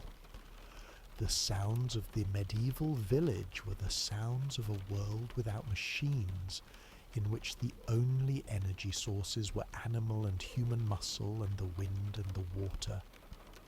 The sounds were therefore the sounds of living things, the animals, the people, the wind in the trees and the running of the stream, the creak of the timber in the house under the pressure of the wind, and the sounds of the work that people did with their hands and their bodies. The ring of the blacksmith's hammer on the anvil, the rhythmic clatter of the weaver's loom, the sound of the scythe cutting through the grass in the summer meadow, a swishing, tearing sound that was one of the characteristic sounds of the summer agricultural work. The creaking of the cartwheels on the unpaved road. The church bell was the most carrying of all the village's regular sounds, its bronze voice audible over the entire parish and providing the time signal that organised the community's day. The bell for Mass on Sunday morning, calling the village to the church, was the most social of the bells, the sound that preceded the gathering of the community in the one place that all of its members regularly occupied together. The smells of the medieval world were more present and more varied than the smells of the modern world, in which so many of the natural processes of production and decomposition have been moved out of the everyday environment and replaced with the controlled smells of manufactured products. The medieval nose encountered a full range of organic smells throughout the day. The smell of the animal byre, which combined the warmth of the animals' bodies with the smell of the straw and the dung. The smell of the bread baking in the oven, which was the same as it has always been and always will be. The smell of the wood fire that was the smell of every indoor space. The smell of the tallow candle, which was animal fat burned to make light. The smell of the river or the stream near which many settlements were located. The smell of the body was a more present feature of social life in the medieval period than it is in the modern world of daily bathing and deodorant, and the degree to which this was noticed and managed varied by social class and individual circumstance. The herbs that were strewn on floors and placed in clothing chests were partly practical, discouraging insects, and partly aromatic, providing pleasant smells that moderated the less pleasant ones. The use of fragrant herbs and flowers in the domestic environment was a recognized practice, and the cultivation of aromatic plants in the household garden was as much for their sensory contribution to the domestic environment as for their culinary or medicinal uses. Part 22. The Law and the Manor Court. The life of the medieval peasant was governed by a set of legal and customary obligations that structured his relationship to the lord of the manor and to the other members of the village community. These obligations were enforced through the manor court, which was the regular assembly of the lord's tenants at which disputes were settled, obligations were recorded, and the rules governing the use of the common resources of the manor were applied and adjudicated.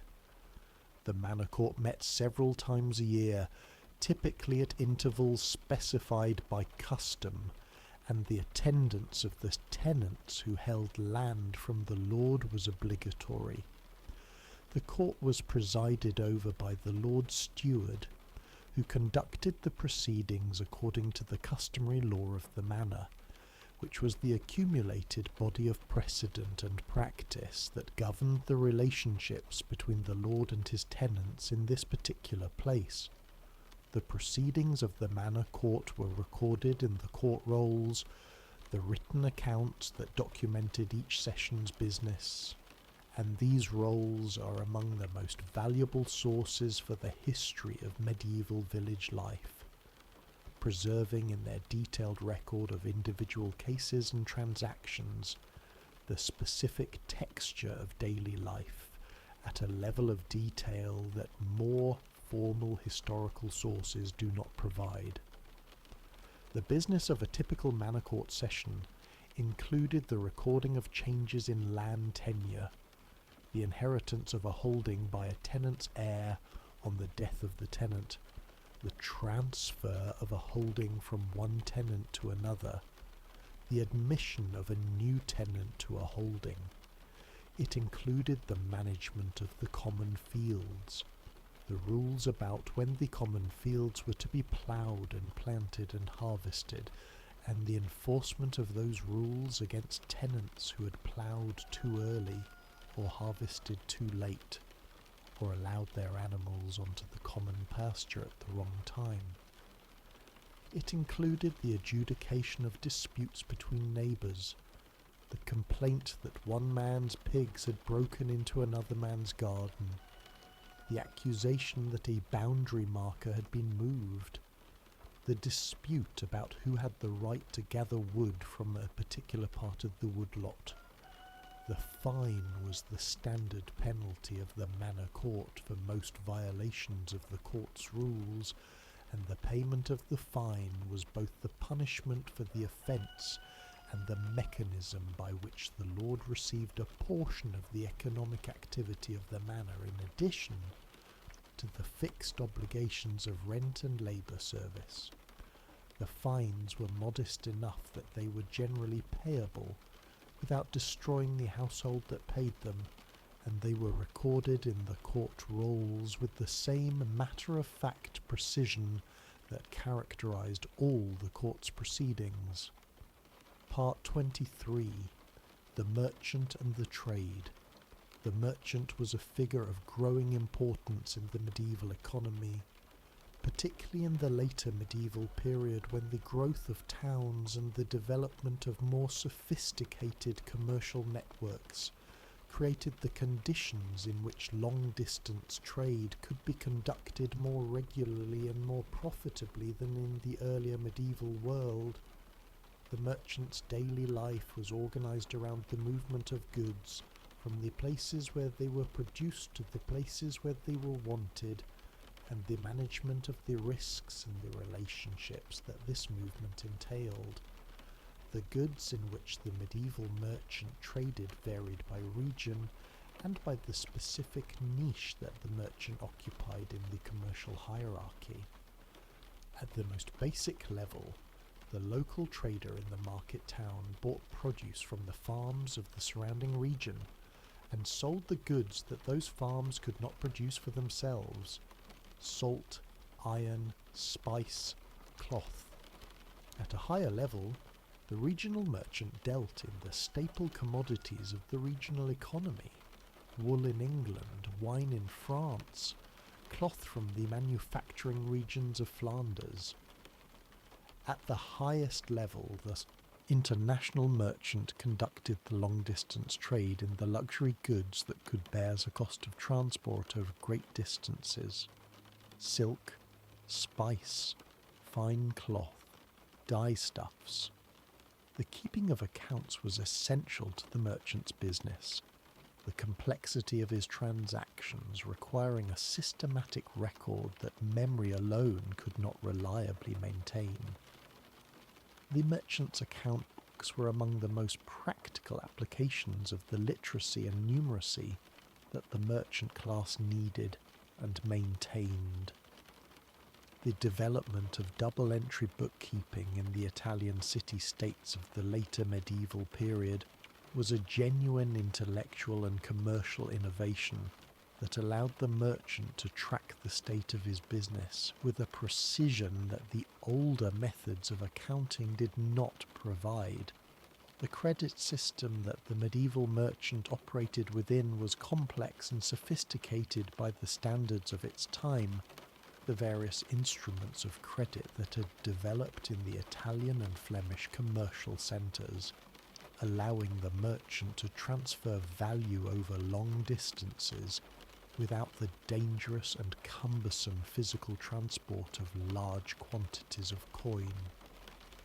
The bill of exchange, by which a merchant in one city could give a document to a traveller who would present it in another city and receive local currency in return, was the foundation of an international credit network that made the large-scale medieval trade possible.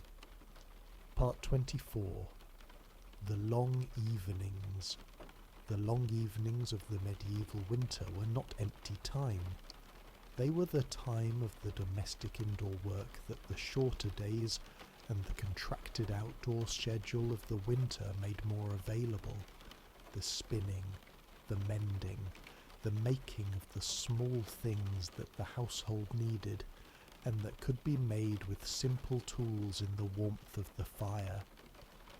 The spinning was the work most associated with the winter evening, the spindle turning in the firelight as the thread grew on its shaft, and the work that produced the year's supply of yarn occupying the evenings of autumn and winter in the way that the outdoor agricultural work occupied the days of spring and summer. A woman who sat by the fire in the evenings and did not spin was a woman who was not maintaining the household's textile production, and the visible activity of spinning was a sign of the household's proper functioning in the way that any active productive work was a sign of a well-managed house. The stories and the songs that were the entertainment of the long evening were passed down through the community's oral tradition, each generation learning from the previous one the stories of the past and the songs of the season, and adding to that tradition the new material that the experience of this current generation produced. The saints' lives, the stories of the local area, the songs of the harvest and the songs of Christmas, and the songs that went with specific activities of the working year. These were the cultural inheritance of the medieval community, carried in memory rather than in writing, and transmitted in the evenings around the fire rather than in schools or books. The candlelight and the firelight that lit these evenings produced a quality of light that was different from any modern source of artificial illumination. Warm and flickering, casting strong shadows and leaving much of the room in near darkness, concentrating the visible world in a circle around the fire that was also the circle of warmth. The faces of the household members in this firelight were illuminated by the moving light and shadow of the flame, and the quality of attention that the firelit evening produced was different from the quality of attention of the electric-lit modern evening, more focused by the limited and somewhat demanding quality of the light.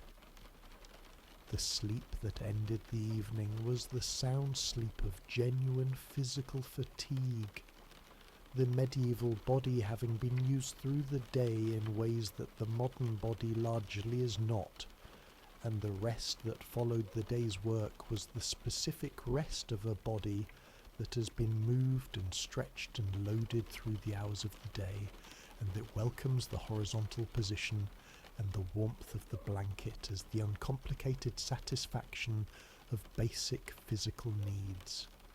The fire banked for the night, the house quiet, the village dark outside the walls, the sky full of stars in clear weather or hidden behind clouds in wet weather, the same sky that had been there before the village was built, and that would be there after it was gone.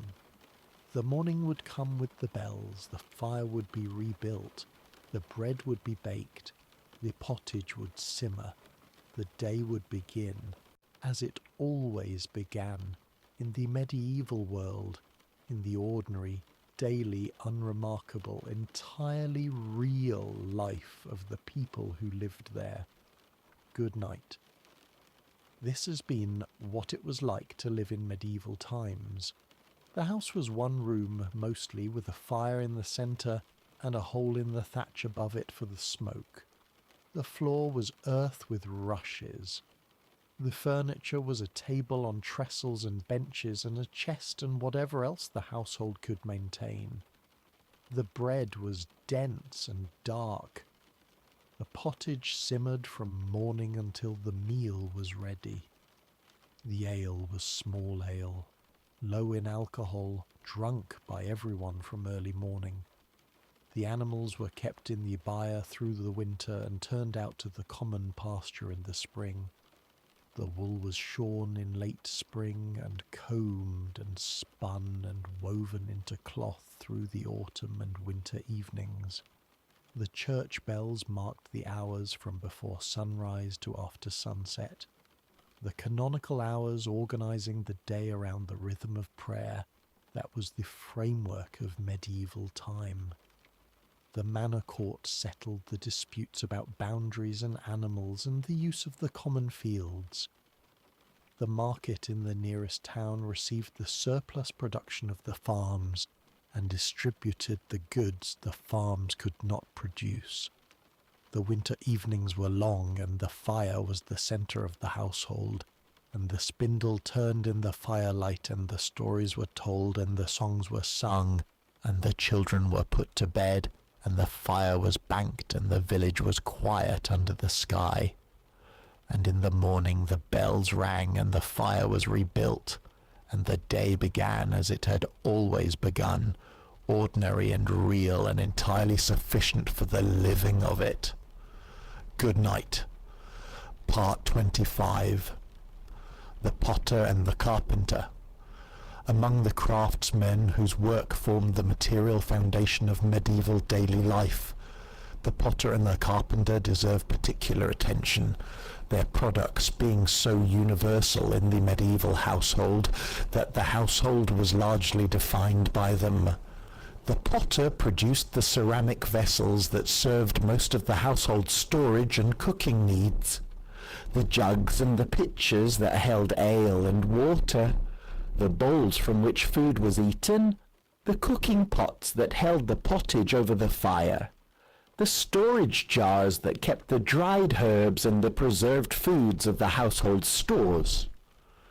These were not fine or decorated objects in most cases.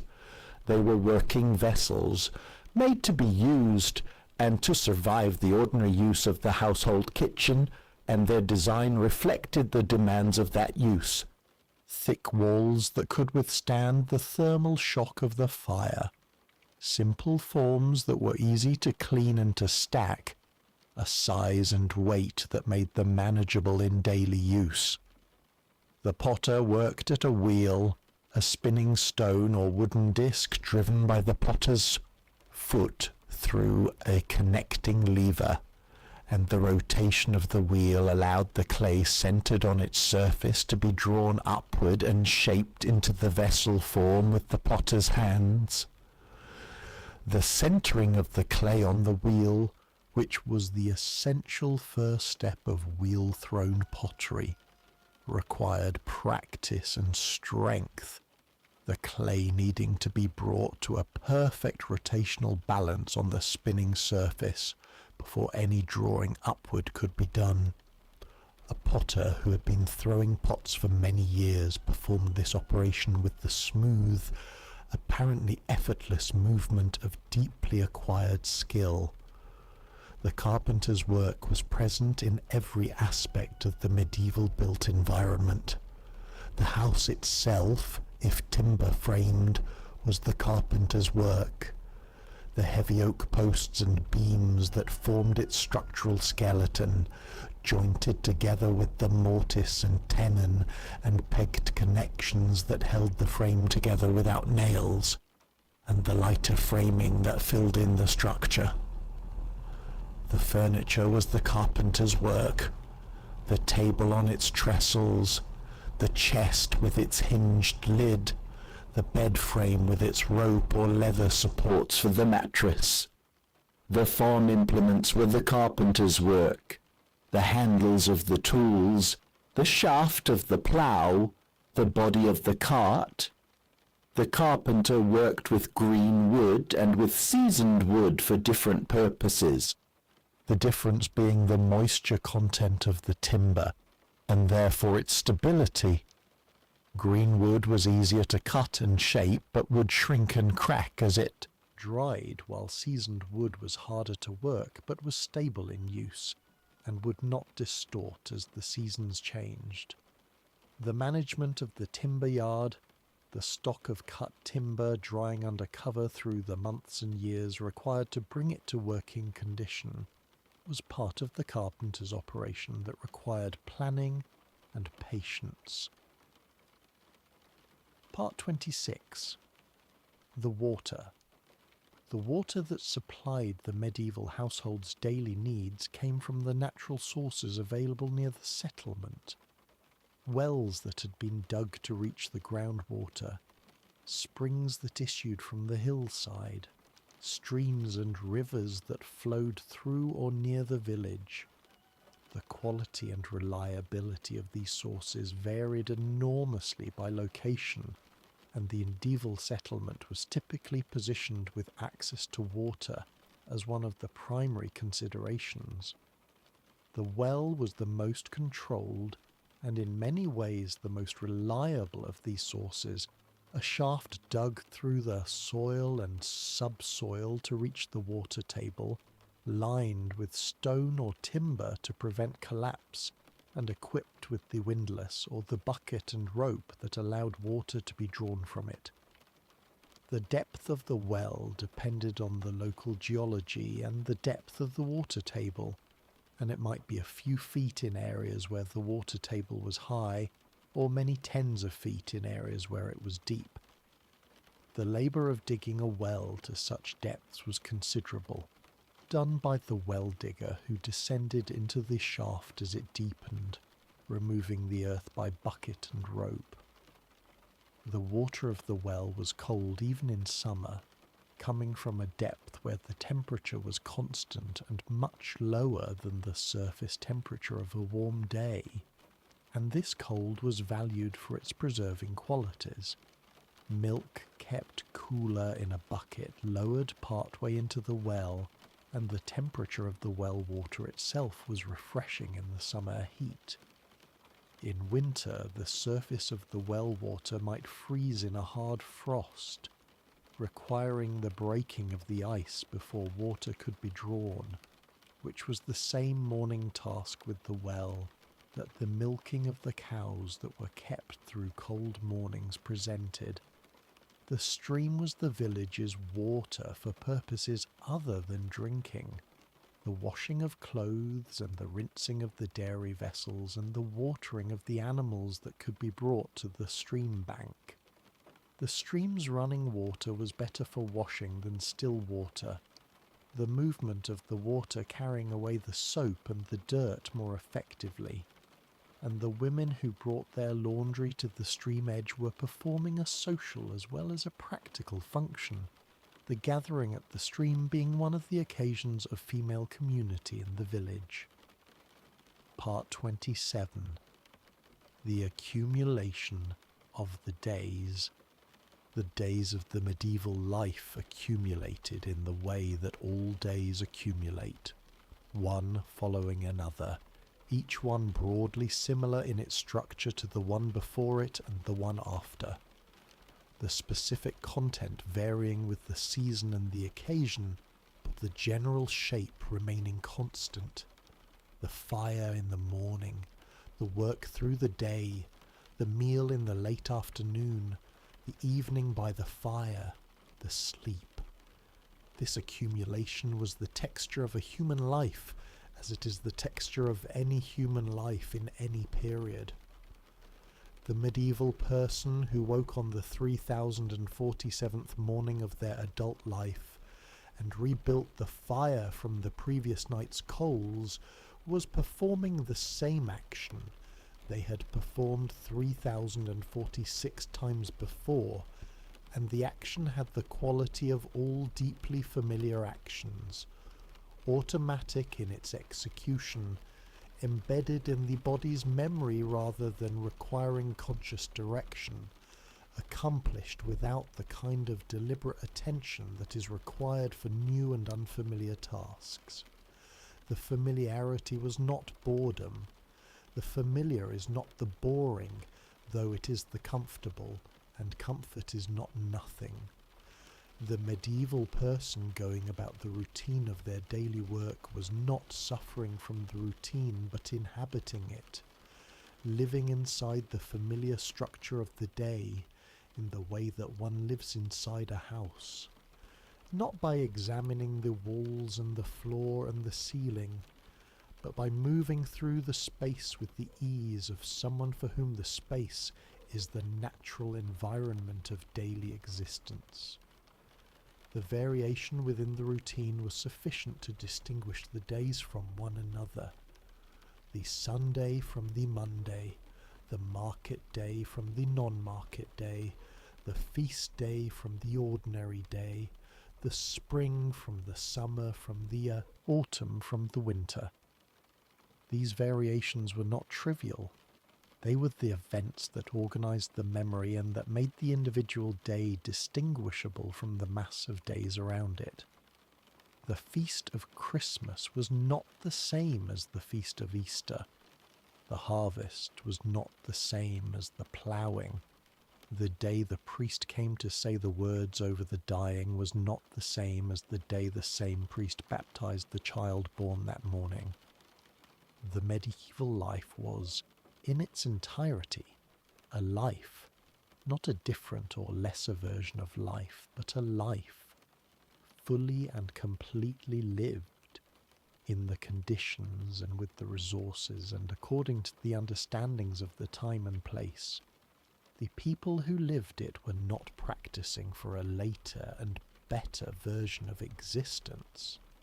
They were simply alive, in the only way they knew how to be alive, which was the way of the medieval world, with its fire and its bread and its bells and its fields and its animals and its church and its seasons.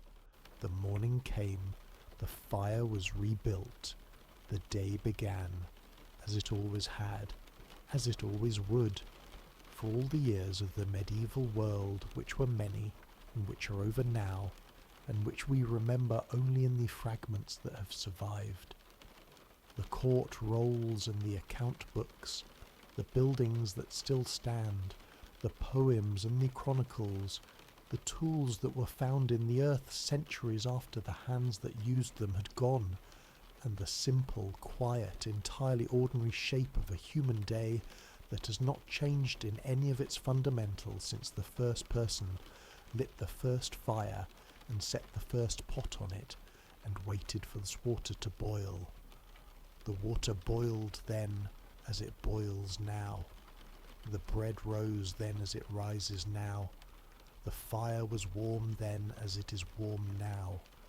And the sleep that came at the end of the day was the same sleep that comes at the end of any day, in any century, for any person who has worked and eaten and lived through the hours from the first light to the last, and who is ready now to rest.